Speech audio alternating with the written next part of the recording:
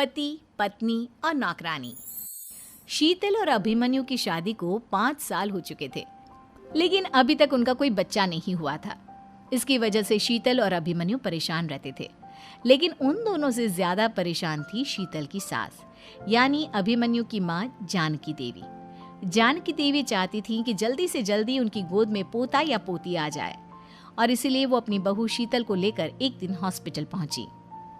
Doctor madam, जरा ठीक से चेक करके बताइए ना। कई बड़े बड़े डॉक्टर को दिखाया है, लेकिन मेरी बहू माँ ही नहीं बन पाती। मैंने शीतल को बहुत अच्छे से चेकअप किया है। देखिए, बात यह है कि शीतल के अंदर माँ बनने की कैपेसिटी नहीं है। ये आप क्या कह रही हैं डॉक्टर साहब? कोई तो इलाज होगा ना, कोई दवाई दे दीजिए। देखिए, कुछ प्रॉब्लम ऐसी होती है जिनका कोई ट्रीटमेंट नहीं होता। आई एम सॉरी टू से, लेकिन शीतल कभी माँ नहीं बन सकती, क्योंकि उसके यूट्रस में अंदर से ही कुछ प्रॉब्लम है। घर आने के बाद क्या हुआ माँ? कहाँ लेकर गई थी आप शीतल को? अरे कहाँ लेकर जाती, डॉक्टर मैडम के पास ले गई थी, लेकिन तेरी बीवी तो कभी माँ बन ही नहीं सकती। मम्मी जी, इसमें मेरी क्या गलती? अगर अंदर से कोई प्रॉब्लम है तो उसमें मैं भी कुछ नहीं कर सकती। जानती हूँ, ये बात डॉक्टर के मुंह से सुन चुकी हूँ। अब दोबारा मेरे सामने इस बात का गाना मत गा। अरे माँ, परेशान होने की जरूरत नहीं है, हम सोचते हैं ना कुछ। अरे क्या सोचेगा तू? जब डॉक्टर कह चुका है कि तेरी बीवी माँ नहीं बन सकती, तो बता क्या सोचेगा तू? कहाँ से लाएगा बच्चा? माँ, ये तो मैं भी नहीं जानता। अभिमन्यु, क्यों ना हम अनाथ आश्रम से एक बच्चा गोद ले आए? क्या फर्क पड़ता है बच्चा हमारा हो या गोद लिया हुआ? आई बड़ी बातें बनाने वाली। क्या फर्क पड़ता है? अरे क्यों फर्क नहीं पड़ता? मुझे इस वंश को आगे बढ़ाने के लिए मेरे बेटे का खून चाहिए, किसी दूसरे का नहीं। लेकिन माँ, आप जानती हैं कि ये अब पॉसिबल नहीं है। मैं कुछ नहीं जानती। मैं किसी पराये की औलाद को इस घर में अपना पोता या पोती बन के बढ़ता हुआ नहीं देख सकती। मेरा वंश मेरे बेटे के खून से ही आगे बढ़ेगा। लेकिन मम्मी जी, ऐसा कैसे हो पाएगा? आप अच्छी तरह जानती है ना, मेरा और अभिमन्यु का बच्चा नहीं हो सकता। तो मैं अपने बेटे की दूसरी शादी करवाऊंगी, और अपनी दूसरी बीवी से ये मुझे बच्चा पैदा करके देगा। ये आप क्या कह रही हैं माँ? मैं किसी और से शादी नहीं करने वाला। मेरे रहते हुए आप अभिमन्यु की शादी किसी और से करवाएंगी? मम्मी जी, आप ऐसा कैसे कर सकती हैं? तू बस देखती जा बहू, मैं ऐसा कैसे कर सकती हूँ। कुछ दिनों के बाद, अभिमन्यु, मैंने तेरे लिए लड़की ढूंढ ली है।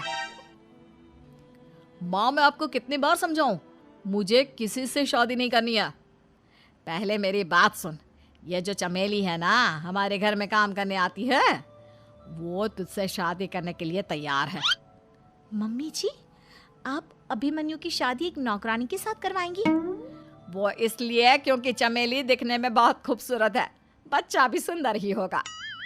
मम्मी जी, लेकिन एक बच्चे के लिए अपने बेटे की शादी नौकरानी के साथ करवाना, क्या ये सही है?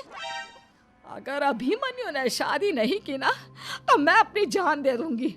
अब देख लो, अगर तुम्हें अपनी माँ की जान प्यारी है तो तुम्हें इस नौकरानी के साथ शादी करनी ही होगी। इस तरह जानकी देवी अपने बेटे अभिमन्यु की शादी नौकरानी चमेली के साथ करवा देती है। कुछ दिनों के बाद, नौकरानी से मालकिन बन के तो मजा आ गया। अब तो मैं इस घर की मालकिन हूँ। देखो, अपने आप को ज्यादा मालकिन समझने की कोशिश मत करो। एक बार तुम्हारा और अभिमन्यु का बच्चा इस दुनिया में आ जाए, उसके बाद तुम इस घर से हमेशा के लिए चली जाना। अरे जाओ जाओ, किसी और के आगे बातें बनाना। एक बच्चा तो पैदा नहीं कर सकी, बढ़िया आई। जाओ जाकर मेरे लिए कॉफी बना कर लाओ। नौकरानी मैं हूँ या तुम?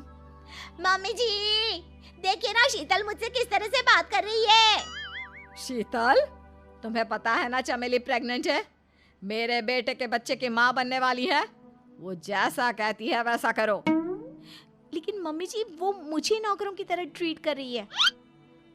अरे तो करेगी ना, वैसे भी बहू तुम हो किस काम की? एक बच्चा तो पैदा नहीं कर सकती। जाओ अब घर के सारे काम करो और चमेली को आराम करने दो। थैंक यू मम्मी जी, भगवान आपका भला करे। आप नहीं होती तो मैं नौकरानी से महारानी कैसे बनती। देखो, तुम्हें जो चाहिए सब मिलेगा। खूब खाओ पियो, मजे की जिंदगी जियो, लेकिन बस मुझे एक बच्चा पैदा करके दे दो।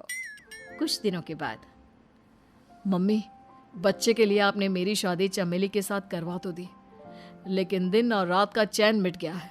सारा दिन शीतल और चमेली की बहस चलती रहती है। अब शीतल को इस घर में रखने से क्या होगा? मैं तो कहती हूँ उसे घर से निकाल दो, है भी किस काम की। मैं ऐसा नहीं कर सकता माँ, वो मेरी पत्नी है, उससे बहुत प्यार करता हूँ मैं। तुम्हारी पत्नी चमेली है, चमेली, उससे प्यार करो। अरे तुम्हारे बच्चे को जन्म देने वाली है वो। अभिमन्यु, मैं खुद ही इस घर से चली जाती हूँ। वैसे भी अपने ही घर में नौकरों की तरह रहकर परेशान हो चुकी हूँ। घर की नौकरानी मेरे ऊपर हुक्म चलाती है, वो तुम्हारी पत्नी बन चुकी है। अब मेरा इस घर में क्या काम? अभिमन्यु के बार बार रोकने पर भी शीतल उस घर से चली जाती है। कुछ दिनों के बाद चमेली एक बच्चे को जन्म देती है। भगवान ने मेरी सुन ली, मेरे बेटे का घर भर गया, उसका अपना बच्चा इस दुनिया में आ गया। मम्मी जी, बच्चे को हाथ लगाने से पहले मेरी एक शर्त तो सुन लो। तुम कहना क्या चाहती हो चमेली? आपकी मम्मी को बहुत शौक था ना अपने पोते को खिलाने का। अब देखो, इस दुनिया में हर चीज की कोई ना कोई कीमत तो होती है। तुम अपनी आधी प्रॉपर्टी मेरे नाम कर दो, बच्चा तुम्हारे नाम। अरे लेकिन मैंने अपने बेटे से तुम्हारी शादी करवाई है, अब ये सौदेबाजी कहाँ से आ गई?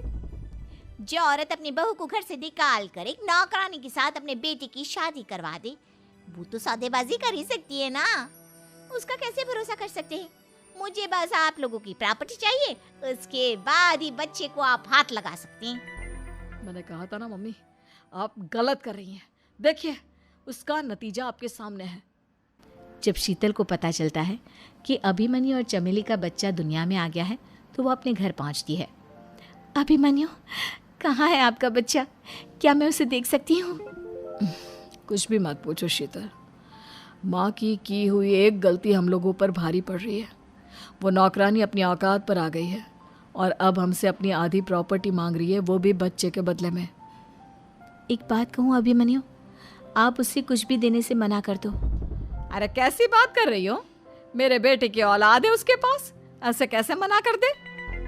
मम्मी जी, वो अभिमन्यु का बच्चा नहीं है, वो चमेली और उसके बॉयफ्रेंड का बच्चा है। ये तुम क्या कह रही हो शीतल? ये देखिए वीडियो, चमेली और उसका बॉयफ्रेंड आपस में बातें कर रहे हैं कि उन दोनों ने मिलकर आपको बेवकूफ़ बनाया है और अब इस बच्चे के बदले आपसे प्रॉपर्टी भी हड़प लेंगे। हे भगवान, ये मुझसे क्या हो गया? ना तो बच्चा मिला और अपने बेटे की नौकरानी के साथ शादी करवा दी सो अलग। अब क्या होगा? मुझे माफ़ कर दो शीतल, मेरी वजह से तुम्हें बहुत तकलीफ हुई है। अभिमन्यु, मैंने कहा ना, उस नौकरानी को उसके बच्चे सहित इस घर से बाहर निकाल दो। लगता है मेरे अभिमन्यु का बाप बनने का सपना अधूरा ही रह जाएगा। अभिमन्यु, अपनी मम्मी से कहो कि परेशान ना हो। आपको याद है, एक बार हम एक IVF सेंटर गए थे, मैंने फिर से वहाँ जाकर बात की थी और आपको पता है, इस बार मैं प्रेग्नेंट हूँ, क्योंकि हमने वहाँ पर प्रोसीजर करवाया था जिसकी वजह से मैं प्रेग्नेंट हो गई थी और इस बात का पता मुझे बस कुछ महीने पहले ही लगा है। हमारा बच्चा इस दुनिया में आने वाला है अभिमन्यु। मुझे माफ कर दो शीतल बहू, मुझसे बहुत बड़ी गलती हो गई। कोई बात नहीं माँ, लेकिन अब हमें उस धोखेबाज नौकरानी को इस घर से बाहर निकालना है।